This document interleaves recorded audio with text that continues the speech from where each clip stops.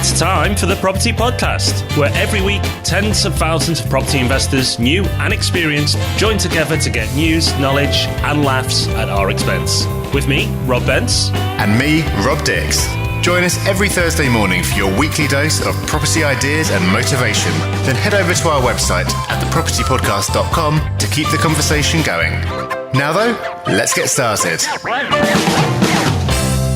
Hello everyone and welcome to the Property Podcast. This is episode 103. Feeling like 103, but not quite in age, is Rob and I, because we've been a little bit busy. Good morning, Rob. How are you? I'm very well. Exhausted. Been plenty going on, but it's all exciting stuff, so that's all good. And an exciting episode as well. We're talking about saving up for your first deposit, which might not sound exciting on the face of it, but it's really important, and it's something that we get asked a lot, so we wanted to dedicate an episode to it. We've also got news, we've got a resource, all the good stuff you're used to. But we're going to start off with quite an exciting announcement, Rob. Yeah, so the announcement is we have another meetup. Hooray! They're always super popular. Well, last time we limited it, so it was 80, but if we don't limit it, it's always 100 plus. So make sure you come along to our next one, and it will be, as always, in the King's Cross area of London. So if you want to find out what's happening and when, go to thepropertyhub.net/meetup. We'll be meeting up on March 14th, kick off around 5 p.m. But go to thepropertyhub.net/meetup, find out more and grab yourself a ticket. Yes, when you hear this, the ticket booking link will be open. You don't have long. We've left it a little bit late this time. So get in there quick, get your ticket and come along and meet us. We'd really love to see you there. And if it's not easy for you to get to London because you're from a lot further north, don't worry, Northerners, we've not forgotten you. We will be doing another up north meetup like we did last year, later on this year. It's going to happen, but this one we're doing in London to coincide with the Property Hub Summit, which is on the same day. So that's the meetup. Please do come along, propertyhub.net/meetup. And as if that wasn't exciting enough, we've got a lovely voicemail from a listener to play out as well. So let's have a listen to that now. Hi, Rob and Rob. Graham from Cambridge here. I'd just like to thank you both for 100 episodes of the Property Podcast, which have been very inspiring and useful. I'd also like to congratulate you on your latest book, 100 Property Investment Tips. I've noticed that it is currently ranked in second place on Amazon under investment books. Rich Dad, Poor Dad is in first place, and The Intelligent Investor by Benjamin Graham below it in third place. These are probably the two greatest books ever written on investment, so that's a pretty good place to be. So I'd like to say, come on, fellow hubbers. I urge you to order a copy and give it a review on Amazon. Together we can knock Rich Dad, Poor Dad off the top slot. Thanks again, Robs, and keep up the good work. I very much look forward to the next 100 podcasts. Rob, you're good at doing voices. I'm quite impressed. Oh no, that really was from a listener. That's what a fantastic message, and I couldn't agree with the sentiment anymore. Thank you, Graham. Yeah, thank you, Graham. Funnily enough, I completely agree with everything you say. So everyone, thank you who supported the book. It's ranked that highly for a reason, and that's because you bought copies. So thank you so much. And don't forget to tell other people about it as well, because the whole purpose of the book, the reason why it's priced so cheaply, is because it's not a money-making exercise. It is purely to get the word out about the Property Hub, to let as many people know about it as possible. So if you haven't bought a copy, why not? Go and grab one. It's like £3 the price of a coffee. And if you have, well, tell someone else about it. Or if you finished it, maybe pass it on. Yeah, and feel free to, if you have read it, to leave us a voicemail with your favourite tip or even an additional tip that you think should have been in the book. We'd love to have you on the show just like Graham was. So if you go to propertyhub.net/podcast, you'll see a little icon there which you can click to leave your message. Just speak it right into your computer. Couldn't be any easier. Okay, so let's move on to our news story this week. This comes from a site called Property Forum, which I hadn't heard of before. But the story is, baby boomers lead the way in property downsizing cash bonanza. You know it's a headline when you get a word like bonanza in there. It's not really a cash bonanza. There's a load of numbers in there which basically look like nonsense to me. But the main point of this is the trend. What it's saying is that baby boomers, which is basically, I think it's using synonymous with the over 60s, are downsizing. There are loads and loads of people who are wanting to move to smaller houses, and there's a stat that 47% of UK properties are currently under-occupied. So that's really interesting. But also apparently younger people as well are going for smaller properties than they're used to. So despite the slightly ridiculous headline and slightly dubious numbers, I thought this is an interesting story because of what it tells us about trends. And therefore, we talk about holding an investment for 10, 20 years. Well, if this is the way the trends are going, maybe this tells us something about the kind of property we should be investing in. So that's our new story of the week. But let's get to the main topic. And the main topic notes this week are the propertyhub.net/saving up. So if you want all the content we've talked about, including a news story, then go to the propertyhub.net/saving up and you can find everything we're going to discuss today. And today, Rob, we're discussing saving up. Funnily enough, yes, we are. Saving up specifically for your first deposit. This is a question that comes up all the time. We've done a few episodes recently focusing on newer investors. And this is one that we probably should have done prior to episode 103, really, because it is something that we get asked a lot. Things like, how much do I need to save? How do I save? And so on and so on. We're going to be talking about savings in this episode. Then next week, we've got a companion episode to this, which is going to look at the whole topic from a slightly different angle. So I'm really looking forward to that one. That's going to be a little bit of a debate. But this week, we're covering the basics of saving up for your first deposit. So the first question that we get asked all the time is, how much do I need to save? Often you'll get people, I'm sure you get the same, Rob, but I get it, people emailing saying, I've got $5,000 together. That's what I've managed to save up. Can I invest in property? And the answer to that is, well, no, not really. I mean, it comes down to simple numbers. So let's assume that you need a 25% deposit. You won't always, but let's just say that you do. And let's say also that the absolute minimum that you'd want to spend on a property is £50,000. Normally, it's going to be a lot more than that. You could get a property for less than that, but chances are it's not the kind of property you'd really want to own. So let's say that the minimum is 25% of 50,000. That's £12,500 in cash. But once you've got £12,500, that doesn't mean that you can invest it all, because there's other fees as well. So you've got conveyancing fees, searches, broker fees, valuation fees, insurance, and probably other things that I've forgotten as well. There seems to be a never-ending stream of costs when you're going through the process of buying. And let's say for that you should have a budget of £2,000. Depending on the value of the property and a few other things, it can be less, it can be more, but 2K is probably a fairly sensible budget to have. But even then, that takes you to 14,500, but you don't want to have zero in your bank account by the time you're finished, because you might have a void before the rent starts rolling in, and you might get really unlucky and have a massive expense on day one, and you need to have enough money in your account to cover that. So you'd probably want to budget at least £1,000, probably more, for that kind of contingency fund. So we're over £15,000 already, and that's for the absolute cheapest property there is. So clearly you do need to save up. Property is not something you can just get into with a few quid that you found down the back of the sofa.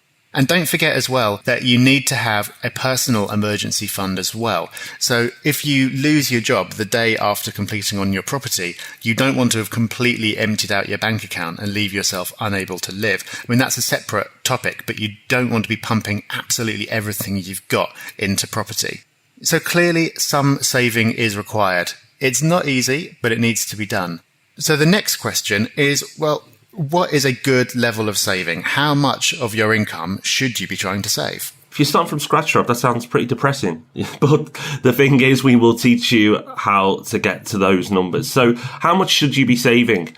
Well, some members on the Property Hub have stated they're living on 50% of their net income and saving the rest. I mean, that's pretty hardcore, it has to be said. That's very, very impressive.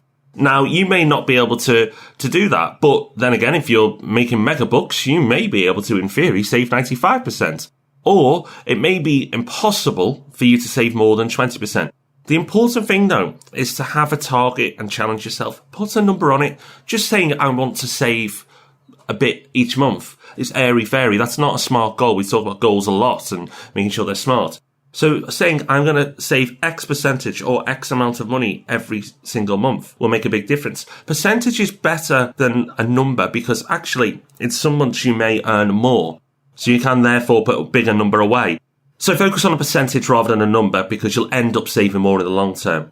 Now, living like this may not sound like a lot of fun, but the quote goes, spend a few years living like most people won't, so you can spend the rest of your life living like most people can't. Quite powerful. I've heard that before, but I think it's a really good quote. Yeah, it really is.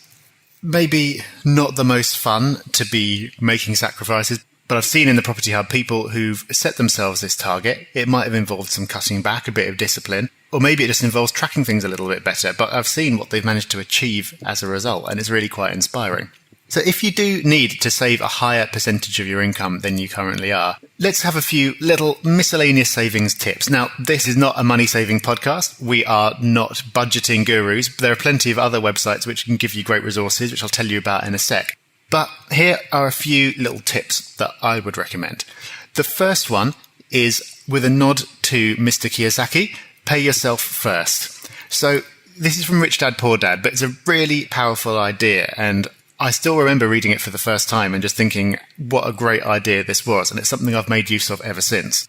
The idea is that if you commit to saving, say, £400 a month, it could be any number, let's just say £400 a month. If you just kind of have that as an idea, say, oh yeah, I'd like to do that, so at the end of the month, if I've got £400 left over, I'll pop that into my savings account. You will not have £400 left over. It's just not going to happen. Instead, you need to commit to it and have that going out as an automated transfer out of your current account into your savings account as soon as your money comes in at the start of the month. And that means that you'll be forced to pay for everything else, all your bills and entertainment and everything else, out of what's left. And it's just a simple mental trick, really, but it really is quite magical. It means that you're taking your savings seriously. It means by having it as a regular transfer and having it before any other expenses goes out, it shows that you're taking your future and what you'll be able to do as a result of these savings just as seriously as all the other expenses you've got. So I think that's really powerful. Another tip is just to track your expenses. So what gets measured gets improved.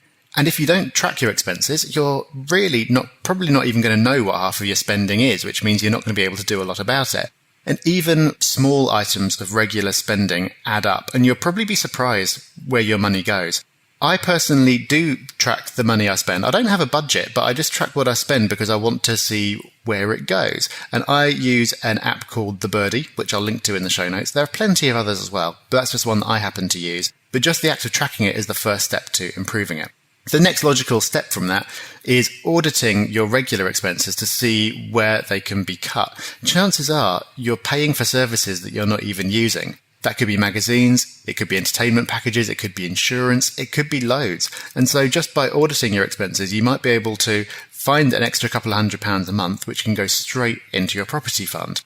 As I said, these are just a few little tips that work for me. This is not something that we are experts about, but there are loads of great resources out there. So there's a site called Money Saving Expert, which you've probably heard of, which is fantastic. There's a site called The Simple Dollar. There's Money Stepper from our friend and contributor Graham. There's a site called Mr. Money Moustache, which is fantastic. I've mentioned a couple of times before. He gets quite extreme about his money saving. I'm going to link to all of those in the show notes because they're really great places to go if you do want to get serious about saving. So you've got the ball rolling. You've started to save. You've started to get a reasonable amount together. So where do you keep your funds while you're doing this? Where do you keep your money while you're saving? It needs to be relatively liquid. So it could be the savings account or a cash ISA, but make sure there's no withdrawal limits or penalties because you don't want to suddenly find an opportunity come up or you need to access that cash quickly and you'd be punished for it. Now, you will get a rubbish rate of interest, but there's nothing you can do about it at the moment. Yes, you can put it into bonds, longer term, but the key is longer term. You get trapped in there. You can't access your money readily. And if you can, there'll normally be big penalties.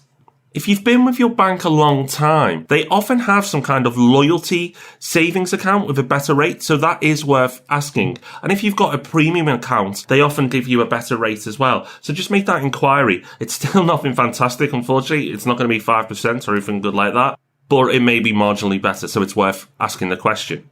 If you can be bothered, you can drip into a multiple regular saver account that offer better interest rates but only allow you to pay a small amount in each month for a maximum limit. Be careful though. Sometimes it looks more attractive than it is because it says it pays you 5% a year on your savings, but you can only put, say, $250 in a month. Admittedly, you will get 5% on that first $250. But the second month, it's only 5% worth of 11 months, so it's not quite 5%, and so on. So actually, the amount you're getting diminishes each month. So the headline looks very attractive, but the real return technically isn't 5%. Just be careful. And for most people, don't be tempted to put it into the stock market. The whole point of this is for it to be accessible and safe. If you don't know the stock market and you're not an expert in the stock market, then why put your money there? It's just a gamble, and you don't want to gamble with your savings. Certainly not when a great deal might come along next month and the stock market tanks a few days beforehand so you can't buy it. Stock market can be great over the long term, just like property, but it's not something where you want to be storing cash. You want to be keeping your cash safe. Now, I know that this is not all a lot of fun. This is not the most exciting episode we've done in terms of inspiring you in the same way as we might have done with the property cycle or anything else. But really, the inspirational bit comes here. The fact is that you only need to do this once. Saving up for the first deposit is a slog. After that, the snowball effect kicks in. Because after buying your first property, if you've bought properly and listened to what we've said in the past, you'll be making a profit on it every month. And if you take those rental profits and you reinvest them, that means one of two things. Either it means you can keep on saving up as much as you were before, add in the profits you're making from your property and buy the next property even faster, or it means if you're making £100 a month on your rental profits, you can reduce the amount that you're saving from your income by £100 and you'll save up in exactly the same amount of time. But the fact is, property number one is going to help you buy property number two. That's the snowball effect. Then once you've got two properties, both of those income goes into buying property number three, and so on and so on. Add to that, if you bought the property below market value, or you added value to it, or both, ideally, then that is some equity that you can access to buy the next one. So not straight away necessarily, but at some point you can remortgage, increase your borrowing to release that equity that you created at the start and use that to buy the next one. So that is an option that you get by buying smart, which you didn't have back at the start before you had any properties. Same applies if the property market moves up and increases the value of your property. That's not a strategy. You can't buy and just go, I'm just going to wait and hope that the market goes up. But it's something that will happen over a certain period of time. And again, that's a benefit that you'll get from owning property that you didn't have before you owned property. Getting started is the hardest part, but once you're underway, it's well worth it. Because as soon as you've made a start, all these other possibilities kick in and make your life much easier as you go on to build the rest of your portfolio. While it's not necessarily fun to save, it's not necessarily fun to sacrifice, the sooner you can buy that first property, the sooner it can help you move on to number 2, 3, 4, and so on. But remember, the whole point of you saving is to invest. And that sounds like, well, Rob, that's pretty obvious. But actually, some people save for the sake of saving. And all they do is save and save more. And they never actually do anything with it. And then and then you see them in these lobby groups going, we want more interest on our savings. Saving and then stopping is actually financially stupid. It is. It's not an opinion. The numbers tell you it is. You should save to invest. Now, I know the fact you're listening to this podcast means that you buy into this, or at the very least are receptive to the idea. But so many people, I say, the savings rates are rubbish. And yes, they are. And it annoys me too. But actually, the whole point of saving is just to get a cash sum big enough to go and do something more effective with. So don't save for the point of saving. And don't go, I've saved all this much now, so I don't really want to touch it. If you think that way, you'll never get anywhere. It sounds a bit harsh, but it's true. So make sure you don't fall into that trap of saving for the sake of it. Okay, so we've covered a fair bit of ground there. I hope you found that useful. And what Rob was talking about at the end is kind of touching on some of the things that we're going to be talking about next week in the companion episode. So I'm really excited about that one. Make sure you listen in next week. And make sure you check out the show notes for this episode to get all the links at propertyhub.net/savingup. But now, Rob, you've got a resource of the week for us. I have. And I love this resource of the week. Now, I'm consuming this via audiobook. And it's over 24 hours long. So I imagine the physical book is pretty big, like the person I'm talking about. And it's the Arnold Schwarzenegger autobiography.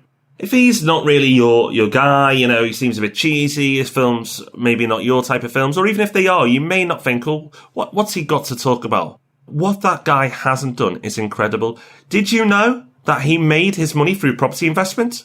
He became a millionaire through property investment. He made millions through property before he made them through his bodybuilding or before he made them through his films. He actually made it in property. So there you go. So it is very much a related podcast. but very, very inspiring guy. We talk about mindset a lot, and you can just tell by the words and the things he talks about in the book how driven and focused this guy is. He would not accept anything less than success. And that's why he went from peeing in a pot in Austria, and that's true. You know, he didn't have a running water where he lived, to going on to be the governor of California and a multi-millionaire. I read this week that he's worth over $300 million. And I'm only halfway through the book where he's just made his first few millions, but you can see why he did, because the guy was so driven. I'd rank it in the top 3 autobiographies I've ever read or listened to if you do the audiobook, and that's alongside Richard Branson's book and Steve Jobs. So those 3 books are very, very inspirational. And the fact that Arnie has a property link as well means it makes its way into our resource of the week. Highly recommend it. You will not be disappointed if you buy it. That's quite a recommendation. And I've read the Steve Jobs biography, which I absolutely loved. And so if you're talking about it in the same breath, then I will definitely be checking that out. Speaking of inspirational people, Rob, we've got an iTunes review from one of our highly inspirational listeners. We have. Thank you to Steve Miller. And Steve Miller says, open and honest resource for anyone investing or wants to invest in property. I've been listening to the podcast regularly now for 18 months, and I look forward to each episode. This is a real gem of a podcast where the information is enthusiastically open, honest, and hugely valuable for anyone wanting to invest in property in an informed manner. Both Robs are charismatic, and their easygoing styles makes even some of the formidable subjects digestible in a clear and concise way. The breadth of the subject matter has been excellent form fundamentals that make the foundation of good property investment specialised investment strategies. Through the podcast, Rob and Rob have armed me with knowledge and confidence and motivation to purchase my first intentional investment property. And now I'm going to invest in my second one. Great job, guys, and fantastic to see your hard work is paying off with your own investments and business opportunities. Best of luck for 2015. Wowza, that's brilliant, Steve. Thank you for that review. That's brilliant. And the fact that we've inspired you to do your first intentional investment. I mean, they're probably the best reviews we can get, to the fact that people have taken action by listening to the podcast or giving you that last nudge. I mean, we couldn't ask for more. No, there's nothing I love more than that. Absolutely fantastic. Thank you, Steve. Thank you to everyone who's left us a review. And if you're enjoying the show and you haven't left us a review yet, go on. We love it. You'll get to be on the show. What more could you want? Okay, next week, as I said, the companion episode to this one, we've talked about saving this week. Next week, we're going to be talking about saving money versus creating money. I know that's going to be a really great episode. And remember, the Property Hub meetup is coming up. Go to thepropertyhub.net/meetup if you'd like to join us in London on the 14th of March. We would love to see you there. Yeah, next week we really mix it up. Rob and I, we get on. We do. There's no doubt. And we agree on nearly everything when it comes to property. Next week, Rob, we're drawing a line down the sand and we're going to take sides. Rob's defending saving. I'm going to be talking about creating money.